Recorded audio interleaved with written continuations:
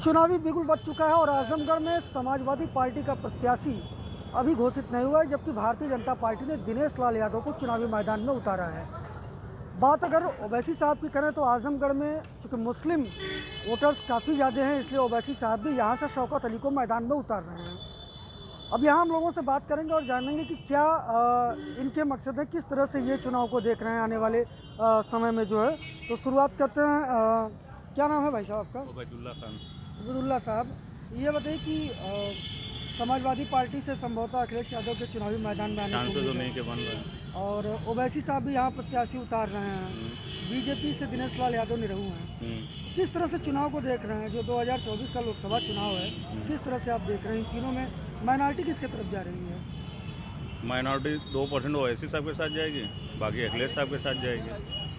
Clear है। तो अखिलेश साहब के 2% ओवैसी साहब, बाकी अखिलेश के साथ, यानी बीजेपी के साथ नहीं जा रही है अभी फिलहाल जो उनके कोर वोटर है वो जाएंगे।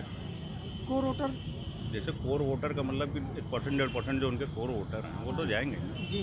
क्या आपके मुद्दे क्या रहेंगे इस बार चुनाव में? किन मुद्दों को लेकर के आप वोट करेंगे? अब राजनीति में मुद्दा कहाँ है ये बताइए? किसी मुद्दे पे चुनाव हो रहा है? एकदम नहीं। अब तो सिर्फ धर्म और जात के नाम पे चुनाव हो रहा है। मुद्दे खत्म। ना हमारे यहाँ कोई मुद्दा रह गया है कि किसी मुद्दे पे बात करें लोग, क्योंकि सारी चीज़ें ख़त्म हो चुकी हैं। अभी तो मतलब आप हमको लगता है वकालत करते हैं, अभी नई जनरेशन भी इस बार काफ़ी वोटर्स भी बढ़े हैं। नई जनरेशन सबसे ज़्यादा परेशान है रोज़गार से, और रोज़गार है नहीं। हर आदमी 2 रुपया कमाने के चक्कर में दौड़ रहा है।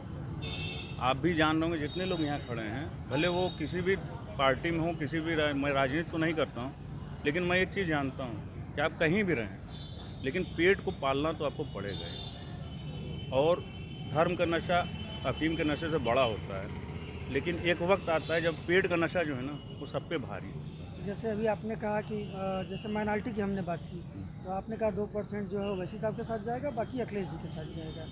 तो फिर मतलब ये एक समझा हुआ सोचा हुआ देखिए, मुसलमानों के साथ एक प्रॉब्लम मालूम क्या है? ये हमेशा डर से जिए हैं। आज़ादी के बाद से ये अब तक डर से जी रहे हैं। ये मत जाओ ये फलाने हैं, वो मत जाओ ये फला हैं। ये डर की राजनीति। भाजपा के साथ मत जाओ, क्यों? क्योंकि वो आपको नुकसान करेगी। फला के साथ अगर आप देखिए सबसे ज़्यादा नुकसान किसने किया है? कांग्रेस ने किया। सबसे ज़्यादा नुकसान कब हुआ? कांग्रेस के वक्त में। उसके बाद नुकसान कब हुआ? सपा के वक्त में। फिर तो आप बोल रहे हैं कि सपा के साथ जा रहे हैं। बस वही है ना कि आपको डर दिखा करके, लेकिन अगर नुकसान की बात की जाए तो वो इन्हीं लोगों में हुआ है, इन्हीं लोगों के रिजिम में भी हुआ है। भाई अगर एक चीज़ है ना कि कहते हैं ना कि खुला दुश्मन ज़्यादा अच्छा होता है नादान दोस्त से अच्छा। तो वही चीज़ें हैं लोगों को। अच्छा, मैं आपके पास दोबारा फिर लौटूंगा। क्या नाम है आपका? नूरुल हुदा। अच्छा, नूरुल साहब, ये कह रहे हैं अभी उबैदुल्ला साहब कि 2% ओवैसी साहब के साथ जाएंगे, बाकी अखिलेश के साथ जाएंगे। कहाँ तक सहमत हैं आप? ये उनका मत है, लेकिन जो जनता की रुझान है, देखिए यही तो हम आपको निचोड़ बताना चाहते हैं कि राजनीति इस समय मुद्दे की नहीं हो रही है। वोट मांगना चाहिए रोजगार पे, स्वास्थ्य सुविधाओं पे, एजुकेशन पे, डेवलपमेंट पे। तो न तो बीजेपी का कोई डेवलपमेंट दिख रहा है और न ही यहाँ समाजवादी क्या कोई नई। पहली बार अखिलेश यादव थोड़े आ रहे हैं, उनके पिताजी भी यहाँ से चुनाव लड़े, एक बार झांकने नहीं आए। यहाँ की आजमगढ़ की जनता उनको लालटेन लेकर ढूंढ रही थी। उसके बाद अखिलेश यादव आए, उनका भी वही हाल रहा। कोई एक यहाँ पे कोई एक ऑफिस तक नहीं खोले कि आजमगढ़ की जनता इतनी भारी मतों से जिता करके उनको भेजी, और कौन सा उन्होंने विकास यहाँ किया है। और नहीं तो इनके गुंडे जो है सिर्फ जो है माफियागिरी करने का काम किए। तो विकास कौन करेगा? विकास कौन करेगा? जैसे आप बोल रहे हैं कि डेवलपमेंट के मुद्दे पर बात होनी चाहिए, डेवलपमेंट होना चाहिए। जो सत्ता में रहता है ये उसकी नैतिक जिम्मेदारी है, लेकिन यहाँ सत्ता में दोनों डबल इंजन की सरकार है बीजेपी की। डेवलपमेंट हो रहा है भ्रष्टाचार में, यहाँ अधिकारी दोनों हाथों से प्रदेश और देश को लूट रहे हैं मनमानी तरीके से। विकास हो रहा है बलात्कार में, महिलाओं के अपमान में। यहाँ बेरोजगार अगर कोई रोड पे आता है तो उसके ऊपर लाठियां बरसाई जाती है। महिलाओं की सम्मान की बात करती है बीजेपी। अगर यही शिक्षिकाएं अगर वहां गोरखपुर के अंदर माननीय मुख्यमंत्री जी के ज़िले में अगर शिक्षिका रोजगार के लिए उतरती हैं तो उनको लहूलुहान कर दिया जाता है। और जो भी परीक्षाएं हो रही हैं इस प्रदेश और देश में, उसको एक सोची समझी साजिश के तहत पेपर आउट करा के उसको निरस्त करा दिया जा रहा है। आज इस देश में बेरोजगारी अजगर सांप की तरह से मुँह बा करके खड़ी है। प्रदेश और सरकार इस पे ध्यान केंद्रित नहीं कर रही है। स्वास्थ्य सुविधाओं का खस्ता हाल है। यहाँ जातिवाद, धर्मवाद और मंदिर मस्जिद के नाम पे वोट मांगा जा रहा है। तो इस चुनाव में मैं ये जनता से अपील कर रहा हूँ कि ये एक नई रणनीति बनाएं छोटी दलों को लेकर के, ताकि सपा साफ, बसपा हाफ और राष्ट्रीय उलमा काउंसिल का गठबंधन बाप रे बाप होने जा रहा है। तो मतलब उलमा काउंसिल जो है अन्य छोटे दलों से मिलकर के चुनाव मिल करके हमारी ये स्ट्रेटजी चल रही है। हम कम से कम जो है 30 से 35 सीटों पे उत्तर प्रदेश के अंदर लड़ेंगे, 10 सीट पे बिहार में लड़ेंगे, मध्य प्रदेश और तमाम जगहों पे जो जिस तरह से गठबंधन होगा छोटे दलों से उस पर आपका क्या नाम? जावेद अहमद खान। जावेद साहब, कितने सहमत हैं आप? डेवलपमेंट की बात हो रही है और बाकी चीज़ों की बात हो रही है, फिर यह भी कहा जा रहा है कि रोजगार मुस्लिम- तो बहुत बड़ा मुद्दा है जी रोजगार और महंगाई। जी युवा रोजगार मांग रहा है तो उसको लाठियाँ मिल रही हैं, उसका पेपर लीक हो जा रहा है। जब वो उसका विरोध प्रदर्शन कर रहा है तो उसको दौड़ा दौड़ा के पीटा जा रहा है, परीक्षाएं रद्द हो जा रही हैं, रोज़गार के कोई अवसर बचे नहीं हैं। दूसरी चीज़ महंगाई है, महंगाई पर कोई अंकुश लगता नज़र नहीं आ रहा है। इंटरनेशनल मार्केट में क्रूड ऑयल का प्राइस जो है $90 या उससे भी कम $80, $75 प्रति बैरल है। 2011 में $110 प्रति बैरल था, तब ₹75, ₹70 पेट्रोल मिलता था। आज $68, $70 पर बैरल है, तो आज पेट्रोल ₹100 लीटर बिक रहा है। तो महंगाई बहुत बड़ा मुद्दा है। जब महंगाई है और बेरोजगारी है तो जाहिर सी बात आपको है। क्या लगता है कौन दूर कर सकता है जो है ये? अरे केंद्र सरकार भाई, सरकार किसकी होनी चाहिए? सरकार बिल्कुल जिसकी भी होनी। फिलहाल तो ये इस सरकार को जो है इस पर अंकुश लगाना चाहिए, और नहीं लगा पा रही है तो इस सरकार को हट जाना चाहिए। हम सरकार क्यों चुनते हैं? हम सरकार इसलिए चुनते हैं ना, हमें अच्छे जीवन यापन की हमारी व्यवस्थाएं सरकार करे। अब हमें 10 रुपये का 50 रुपये का पेट्रोल अब हमें 100 रुपये में दे रहे हैं। किसानों को उनका समर्थन मूल्य आप दे नहीं रहे हैं, उनको आप खालिस्तानी बता रहे हैं, आतंकवादी। देश का अन्नदाता जो फसलें उगा रहा है, जो खून पसीना बहाकर, उसको खालिस्तानी बता रहे हैं, आतंकवादी बता रहे हैं। तो ये सारी जिम्मेदारी तो जाहिर सी बात है केंद्र सरकार की है। नहीं तो अभी तो आजमगढ़ में जो लोकसभा का चुनाव होना है, बीजेपी से दिनेश लाल यादव हैं, जी। समाजवादी पार्टी से अखिलेश यादव के आने जी। की उम्मीद है, जी। और इसके अलावा जो है मतलब ओवैसी साहब भी यहाँ शौकत अली को चुनाव लड़ा रहे हैं। तो कितना असर रहेगा? माइनॉरिटी किसके साथ जाएगी? ओवैसी साहब का तो कोई ख़ास असर नहीं रहेगा, क्योंकि आजमगढ़ में जो है जातिगत मुद्दों पर या धार्मिक मुद्दों पर जो है चुनाव नहीं होते हैं।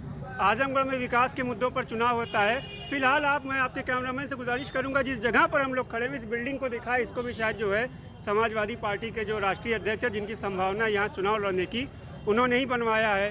रहा सवाल दिनेश यादव निहुआ जी का, जिनके भाजपा से जिनका टिकट का नाम आ रहा है, अच्छे कलाकार हैं, मैं उनका सम्मान करता हूँ, लेकिन फिर भी पब्लिक में जो है वो अपनी जगह नहीं बना पाए। कुछ खास ऐसा काम उन्होंने नहीं किया। ये सारे काम पहले की सरकारों किए हुए नजर आ रहे हैं। मतलब ओवैसी साहब का फैक्टर यहाँ काम कोई नहीं? फैक्टर नहीं है, वैसी का कोई फैक्टर नहीं। यहाँ सिर्फ एक ही फैक्टर है, महंगाई के विरोध में। रोज़गार दो हमें, महंगाई कम करो, और अच्छी शिक्षा दो, हेल्थ सेक्टर अच्छा करो, जो ये सरकार नहीं कर पा रही है। तो इसके विरोध में जब वोट पड़ेगा तो उनके बरक्स जो होगा उसे वोट दिया जाएगा। ठीक है, हम फिर आपके पास आएंगे। क्या नाम है आपका? आपसे मेरा जानना- नाम शफीक सिद्दीकी है। शफीक साहब, यहाँ बाकी लोगों से हमने बात की, लोगों ने कहा कोई डेवलपमेंट नहीं हो रहा है। यहाँ आजमगढ़ में दिनेश लाल यादव बीजेपी से हैं, अखिलेश यादव के आने की संभावना है, ओवैसी साहब यहाँ शौकत अली को चुनाव लड़ाना चाह रहे हैं। जी हाँ। तो माइनॉरिटी किसके तरफ से जा रही है? किन चीज़ों को देख करके आप इस बार इलेक्शन में वोटिंग करेंगे? देखिए, ना दूरी है ना खाई है, मोदी हमारा भाई है, और बाकी सपा रिस्पेक्ट और इज्जत से लेने के। लेकिन ये लोग जो नाम लेते हैं योगी मोदी बोलते हैं, उसमें माननीय नहीं लगाते, क्योंकि इन लोगों को तकलीफ है। हम लोग जिसका भी नाम लेते हैं माननीय लगाते हैं। अब माननीय जमाली साहब जो है सपा ज्वाइन की है। क्यों ज्वाइन की है? क्योंकि अखिलेश यादव को सियोरिटी नहीं थी कि हम यहाँ से जीत रहे हैं। पहले शिवपाल यादव जी यहाँ से चुनाव लड़ने वाले थे। आप लोगों को, सारे लोगों को ये बात पता होगा। उनको पता चला कि नहीं, उनको हटा के अखिलेश यादव जी ने जो है जमाली साहब को अपने साथ ले लिया कि हम आ जाएंगे। जमाली साहब कहते हैं कि 99% हिंदू हमारे भाई हैं। ठीक है, उन्होंने ये बात तो कह दिया 99% हिंदू हमारे भाई हैं, अच्छी बात है, और 1% हमारे साथ हैं। तो क्या 1% मुसलमानों का वोट लेंगे? ये तो मुसलमानों को सोचने की विचार करने की बहुत सख्त ज़रूरत है कि तुमको तो 1% पे लाके गिरा दिया उसने, और तुम दोगे भर भर के जोली 99% वोट। नहीं, तो आपको ये लगता है कि यहाँ विकास हुआ है आजमगढ़ में? बहुत विकास हुआ 1.5 साल जैसे में। कि अभी भाई ने बताया कि विकास नहीं हुआ। अरे भाई का काम ही बताना विकास नहीं हुआ। 1.5 साल में माननीय सांसद दिनेश लाल यादव निरहुआ जी ने कितना विकास किया है आप देख लीजिए। यहाँ आप जानतुल इरशाद से आ जाइए, यहाँ पे यहाँ तक आ जाइए, वो रोड कभी बनी थी? माननीय सांसद जी अखिलेश यादव जी, माननीय मुलायम सिंह यादव जी यहाँ पे सांसद रह चुके हैं, दिनेश लाल यादव जी हमारे सांसद हुए, पूरा रोड बना, वहाँ पे मंत्री पूर्व मंत्री रहते हैं, लाइन से 2-2 मंत्रियों का घर है, विकास हुआ। आप किसी भी गांव में चले जाइए, रोड देख लीजिए, विकास देख लीजिए। इन लोगों को विकास दिखता ही नहीं है। ये क्यों अब्दुल्ला साहब कह रहे हैं विकास हुआ है, लगातार विकास हुआ है, सड़कें यहाँ बनी हैं, बाकी विकास हुए हैं। कहाँ की? ये कह रहे हैं शहर में जो सड़कें पहले खराब थी वो बन रही हैं। सही कह रहे हैं, बिल्कुल उनकी बात से इत्तेफाक रखता हूँ। हुआ तो है 2014 में जब मुलायम सिंह यहाँ से सांसद बन करके आए, ये सड़कें इतनी चौड़ी कहाँ थी, बहुत पतली पतली सड़कें थी। इसको 4 लेन करने का काम, 6 लेन करने का काम हमारे समाजवादी पार्टी के जो संस्थापक थे स्वर्गीय मुलायम सिंह यादव जी के द्वारा किया गया है। और तमाम जो है, ये शहर के सड़कों की बात कर रहे हैं। मैं शहर की सड़कों की बात कर रहा हूँ। आप मुकेरीगंज से हर्रा चुंगी चले जाइए, सिविल लाइन से हर्रा चुंगी चले जाइए, डिवाइडर लगे हुए हैं पूरे, दोनों तरफ लाइटें जगमगा रही हैं। वो आज का है, वो 10 साल पुराना काम है, सपा की सरकार में हुआ था, मुलायम सिंह यादव कार्यकाल में हुआ था। मैं भाई की बात से इत्तेफाक रखता हूँ, मान रहे हैं, वो भी मान रहे हैं। भैया एक चीज़ मैं कहूँगा, जो सरकार आएगी क्या उसका दायित्व क्या होता है? बिल्कुल उसका दायित्व होता है कि जो उनके मतदाता हैं, जो उनकी पब्लिक है, उनका ख्याल रखना। कि ये उनके ऊपर एहसान है। अगर आप रोड बना रहे हैं, हमारा ही टैक्स का पैसा है ना। आप अगर उनको रोज़गार दे रहे हैं तो किसका पैसा है? आप कहीं से लाए नहीं हैं। कोई भी सरकार रही हो वो कहीं से लाई नहीं है। काम तो उनको यहीं करना पड़ेगा ना, चाहे वो 50% की निधि का कमीशन खा के करें, चाहे फ्री में करें। तो ये एहसान नहीं है कि आप हमारी रोड बना दोगे तो हमारे ऊपर एहसान हो गया। आप हमारे कोई आप किसी के लिए पर्सनल नहीं है ना, ये इस पर मैं अकेला चलता हूँ, इस पर सारी जनता चलती है। तो आपको तो काम करना पड़ेगा ना, और काम ऐसे जिस हिसाब से आप लोग कर रहे नहीं होता है। कुल मिलाकर के अभी जैसे यहाँ पे जो बातचीत चल रही थी, एक नहीं विकास के मुद्दे के साथ साथ एक बड़ा मुद्दा था ओवैसी साहब के प्रत्याशी का। तो अभी तो बात करने से ये लग रहा है कि ओवैसी साहब आजमगढ़ में जो है बहुत मजबूत स्थिति में नहीं दिख रहे हैं। ओवैसी साहब कभी मजबूत नहीं रहे।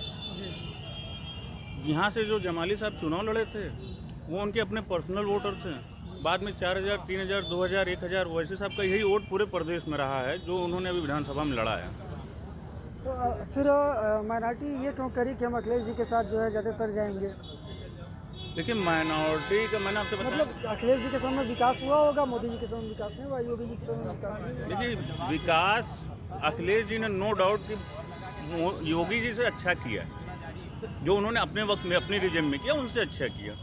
इन्होंने अपनी रिजिम में क्या किया भाई? 5 साल सरकार में रह चुके हैं। बता रहे हैं विश्वविद्यालय अब तैयार है, उद्घाटन होने वाला है, मंदिर एयरपोर्ट का उद्घाटन होने वाला है। उद्घाटन सही है, विश्वविद्यालय तो उन्होंने बनाया है, इसमें नो डाउट है कि उन्होंने वो विकास है। अब वो तय करेगा कि भाई कितना वोट उससे आ रहा है उनको, क्योंकि भाई हमारे आजमगढ़ में एक यूनिवर्सिटी चाहिए थी तो नो डाउट उन्होंने दिया। जैसे अखिलेश मुलायम सिंह यादव ने अपनी रिजिम अपने वक्त में यहाँ कमिश्नरी दी थी, वैसे ही योगी जी ने अपनी वक्त में यहाँ पे यूनिवर्सिटी दी। ये नो डाउट कि इन लोगों ने काम किया है, दोनों लोगों ने, उस नेता ने भी किया और इस नेता ने भी किया। लेकिन जो उनके यहाँ के जो छोटे नेता हैं ना, वो कोई लायक नहीं है, चाहे वो कोई रहे हो। क्योंकि धर्मेंद्र यादव भी अपनी वो देख लिए हैं, निरहुआ भी रहे हैं, चुनाव सामने आ गया है, लड़ेंगे, हालत देख लेंगे। चलिए ठीक है, दोबारा फिर आपसे जुड़ेंगे। तो बता रहे हैं विकास तो हुआ है, अखिलेश सरकार में भी हुआ है, मुलायम सरकार में भी हुआ है, बीजेपी में भी हुआ है। अब बताइए विकास की सबसे बड़ा मुद्दा तो ये है कि हमारे समाज का जो हक तलफी हुआ है उसको हम किससे मांगेंगे? 10 अगस्त 1950 को पंडित जवाहरलाल नेहरू जी प्रथम प्रधानमंत्री इस देश के आर्टिकल 341 पे प्रेसिडेंशियल आर्डर लगा करके रोक दिया। दलित मुसलमानों का आरक्षण, दलित ईसाइयों का आरक्षण, दलित सिख का आरक्षण, इस मुद्दे पे कौन बात करेगा? मैं अखिलेश यादव जी से भी कहना चाहता हूं, बीजेपी से भी कहना चाहता हूं, कांग्रेस से भी कहना चाहता हूं कि उसको प्रेसिडेंशियल आर्डर को हटाया जाए। उसके बाद 1956 में सिख दलितों को उसी में अमेंडमेंट करके दिया गया। बताइए भैया, 1990 में बौद्धिस्टों को अमेंडमेंट करके दिया गया और आज तक मुस्लिम दलित और ईसाई दलित इससे वंचित है। आज 80 सीटों में जो भी सुरक्षित सीट पूरे देश की है उस पर दलित हिंदू लड़ता है, दलित ईसाई लड़ता है, बौद्धिस्ट लड़ता है, लेकिन मुस्लिम और ईसाई दलित जातियां उस पर नहीं लड़ती हैं। इस पर कौन सवाल करेगा? बताइए हरबंश जी, क्या कहेंगे आप? जो है उनके सवाल का कोई जवाब है? देखिए, मैं आपको बता दूं ना, ये भारतीय जनता पार्टी जब केंद्र और प्रदेश में आई तो अभी भाई हमारे बता रहे थे कि सबको रोजी और पेट की चिंता है। यहाँ तो सरकार ऐसी चल रही थी कि रोजगार, घर से निकलता आदमी तो घर पहुँचता कि नहीं पहुँचता, ये स्थिति थी। ये आजमगढ़ का नाम कहीं विदेशों में कहीं बाहर चले जाइए तो किस तरीके से लोग देखते थे। आज आजमगढ़ का नाम एक विकास के मॉडल पे लिया जाता है। ये देन है तो यहाँ के मुख्यमंत्री जी की। आपको बता दूं, विकास की बात कर रहे थे, विकास आप देख लीजिए, बिलरियागंज से रौना पार का रोड उठा के देख लीजिए। कई बार के गोपालपुर के विधायक हैं, नहीं बनवा पाए। सदर के विधायक का घर का रोड किसी ने अगर यहाँ काम किया तो सांसद महोदय ने बनवाया। यहाँ तक कि जहाँ पर इनका संचालित हो रहा है इनका पूरा उलेमा काउंसिल, वहाँ का रोड अगर किसी ने बनवाने का काम किया तो हमारे सांसद जी ने बनवाने का काम किया था। तो इसलिए मैं कहना चाहता हूँ कि विकास और सबको जीने की आज़ादी अगर कहीं मिली है। मुस्लिम ये क्यों कह रहा है कि 2% ओवैसी साहब के साथ, बाकी जो है अखिलेश जी के साथ? मैं आपको बता दूं कि आज सबके साथ, सबके विकास, सबके विश्वास के साथ जिस तरीके से हम लोग कार्य कर रहे हैं, इसमें सारे लोग हमारे यहाँ पर काम कर रहे हैं। और आप जो कर रहे हैं ना वो हर जगह है। डरे हुए हैं, मुस्लिम कह रहा है कि मुस्लिम कोई नहीं डरा है। बोल नहीं पा रहे हैं। अरे पूरा खुल के लोग जी रहे हैं और खुल के लोग बीजेपी के समर्थन में हैं। मैं आपको बता दूं, हम लोग तो घर घर जा रहे हैं ना, पूरा मेरे साथ चलने के लिए तैयार हैं। और आपको मैं बता दूं कि जो इन लोगों को, भाई ठीक है, हम लोगों ने महिलाओं को जो आज़ादी दी है वो आज़ादी पर सारे लोग खुश हैं और खुश होकर के सारे लोग बीजेपी को वोट कर रहे हैं। ठीक है, हम फिर जो आपके पास आएंगे जो है, बताइए। उनका कहना है कि कानून व्यवस्था की बात उन्होंने की है कि कानून व्यवस्था बहुत अच्छा चल रहा है, पहले ये सिस्टम नहीं था। 2 दिन पहले एनसीआरबी का आंकड़ा आया है, national crime record bureau. NCRB का आंकड़ा जो है वो आपराधिक आंकड़े पेश करता है। उस आंकड़े को उठाकर देख लीजिए आप। महिलाओं के खिलाफ अपराध में उत्तर प्रदेश नंबर 1, लूट, हत्या, डकैती में उत्तर प्रदेश नंबर 1। अगर ये मैं कह रहा हूँ तो मैं गलत हो सकता हूँ, लेकिन ये तो एनसीआरबी के आंकड़े कह रहे हैं। तो जाहिर सी बात है, महिलाओं के खिलाफ जो है अपराध बढ़े हैं। अभी कानपुर की घटना आप देख लीजिए, बनारस की इतनी विभत्स घटना देख लीजिए महिला के खिलाफ आप। तो कानून व्यवस्था तो बिल्कुल लचर हो चुकी है। यूपी सरकार विफल है कानून व्यवस्था के मामले में। क्या नाम है आपका? चंद्रशेखर यादव। क्या आप देख रहे हैं चुनाव में? यहाँ ओवैसी साहब जो है शौकत अली को लड़ा रहे हैं, अखिलेश जी लड़ रहे हैं, दिनेश लाल यादव लड़ रहे हैं। सर्वप्रथम तो मैं आपके चैनल का स्वागत करता हूं कि आप आकर के जनता के बीच में जनता की राय ले रहे हैं। मेरी तरफ से आपके चैनल को बहुत बहुत धन्यवाद कि आप जो न्यायपालिका, कार्यपालिका और व्यवस्थापिका के बाद आपकी जो पत्रकारिता, जो देश का चौथा स्तंभ है, आप अपने कार्यों का निर्वहन कर रहे हैं। इसलिए मैं आपके चैनल को और आपको चुनाव में क्या मुद्दे रहेंगे इस बार चुनाव में? विकास के मुद्दे आजमगढ़ में हमेशा रहे हैं और विकास करने का काम तो जनपद आजमगढ़ की ईंट पर श्री मुलायम सिंह यादव और श्री अखिलेश यादव लिखा हुआ है। आप जहाँ खड़े हैं, एक कलेक्ट्रेट भवन जिसको एनेक्सी कहते हैं, कोई भी डिपार्टमेंट ऐसा नहीं जो इसके अंदर ना हो। यह अधिवक्ताओं के लिए, हमारे समाज के लिए बहुत बड़ी देन है।